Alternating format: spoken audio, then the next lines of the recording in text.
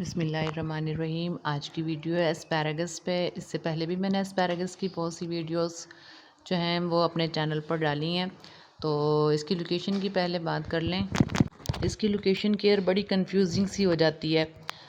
देखें, इसकी जो रूट्स की भी मैं आपको साथ साथ बताती रहूँगी, रूट्स के बारे में भी, इसकी वाटरिंग के हवाले से भी, कि कैसे हम इसको मुकम्मल तौर पे इसकी लोकेशन का वाटरिंग के हिसाब से केयर दे सकते हैं।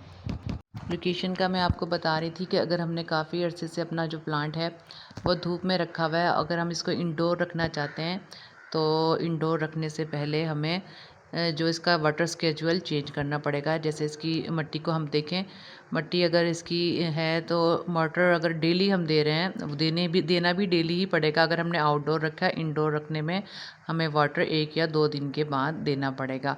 साथ साथ ब्राउन लीव्स जो हैं वो इसकी निकालते रहें।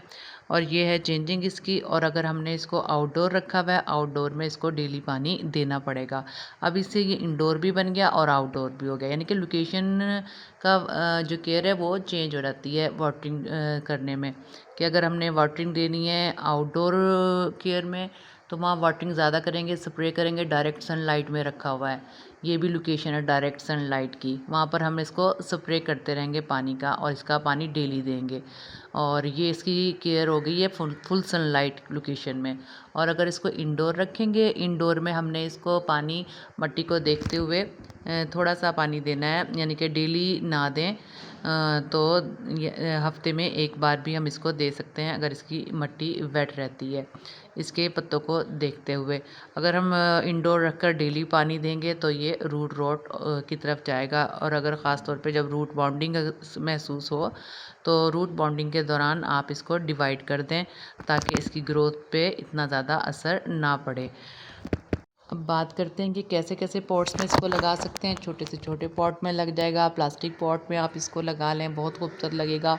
9 इंच के गमले में लगा लें, 8 इंच के गमले में लगा लें, जैसे भी हर पौधे में, हर किस्म के गमले में ये अपने आप को अच्छा सा एडजस्ट कर लेता है।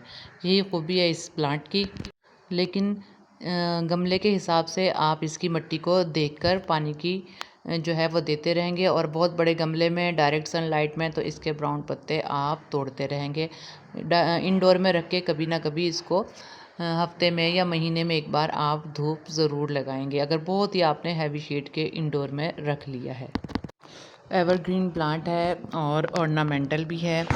और जो ना इसकी जो पत्तियां हैं बहुत कम नज़र आती हैं। ये जो नज़र आ रही हैं एक्चुअली ये पत्तियां नहीं है, छोटी छोटी इसकी स्टेम है। पत्तियां जो है ना इसकी स्टेम की बेस पे ही नज़र आती हैं, इस बेस में आपको नहीं नज़र आएंगी पत्तियां।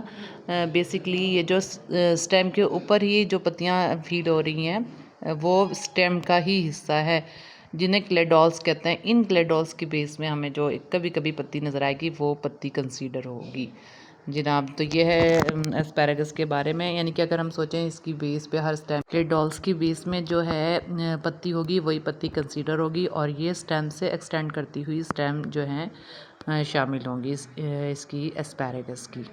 अब बात करते हैं प्रोपिगेशन की इस ऑर्नामेंटल प्लांट के। इस ऑर्नामेंटल ये जो इसकी रूट्स हैं, इस रूट से ही हम लोग डिवाइड करके इनको हम लगा सकते हैं। 1 प्लांट से 2 प्लांट, 3 प्लांट, जितने भी अपनी चॉइस के मुताबिक, छोटे से छोटे या बड़े से बड़े गमले में। इसके अलावा ये छोटे छोटे इसके अंदर से सीड्स भी निकलते हैं चेरी की तरह के, जो पहले वाइट फ्लावर्स से निकलते हैं, ग्रीन होते हैं, फिर रेड में कन्वर्ट होते हैं और आहिस्ता आहिस्ता ब्लैक हो जाते हैं। और भी वैराइटीज़ हैं जैसे फॉक्सटेल फर्न, बाकी सब की प्रोपिगेशन ऐसे ही हो जाती है।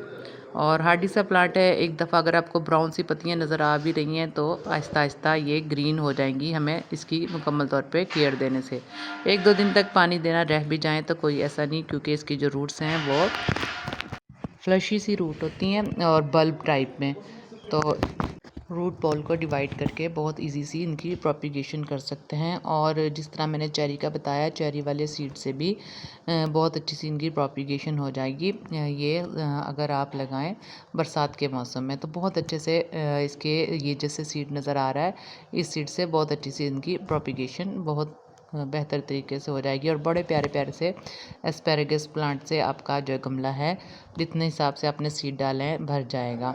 ये तो जनाब बात हो गई इसकी प्रोपिगेशन की। अब इसकी फर्टिलाइज़र की बात करते हैं। जैसे कि इसमें ग्रीनरी बहुत ज़्यादा है तो नाइट्रोजन वाली खाद इसको बहुत अच्छी लगती है। गोबर की खाद को रात को भिगो के लिक्विड फर्टिलाइज़र बनाकर आप डाल सकते हैं। अगर नहीं पॉसिबल तो आप NPK 90-30 जो है NPK वो भी कर सकते हैं, गोबर की खाद भी। और इसके अलावा जो भी ग्रीन है लीफ की लिक्विड फर्टिलाइज़र होममेड भी, तो वो आप इसको अच्छा सा डाल सकते हैं जो भी आपके लिए फिजिबल हो। यानी कि नाइट्रोजन से भरपूर खाद इसके लिए बेहतर रहेगी। बारिश में इसे भीगना बहुत अच्छा लगता है। बारिश का पानी फुल ऑफ नाइट्रोजन है। अगर आपने सेव किया है पानी भी आप इसे वक्तन फ़वक्तन दे सकते हैं। सिचुएशन इसकी मार्च और अगस्त में बारिशों के मौसम में ही बहुत बेहतर रहती है। अब मट्टी की बात करते हैं। मट्टी जनाब इसकी वेल ड्रेन होनी चाहिए। एक हिस्सा इसमें आप रेत मिला लें और लीव कंपोज या वर्मी कंपोज वो भी मिक्स कर लें, और एक हिस्सा आप इसके अंदर सादी मिट्टी डाल के अच्छी सी वेल ड्रेन मट्टी सही सुराख के साथ जिसमें वेल ड्रेनेज हो जाए, वेल ड्रेनेज होल हो, ताकि पानी रुका ना रहे, रूट रॉट की तरफ हमारा प्लांट ना जाए, तो ये सॉइल इसके लिए बहुत ही बेहतरीन रहेगी। बस सॉइल को चेक करते हुए आप पानी भी देते रहें। ये जनाब थी ख़ास बातें एस्पैरागस की। इसके हवाले से एस्पैरागस के हवाले से आप जो भी क्वेश्चन करना चाहें मुझसे कमेंट बॉक्स में पूछ सकते हैं जनाब। बहुत शुक्रिया। अपना और अपने प्यारों का बहुत ख्याल रखिएगा।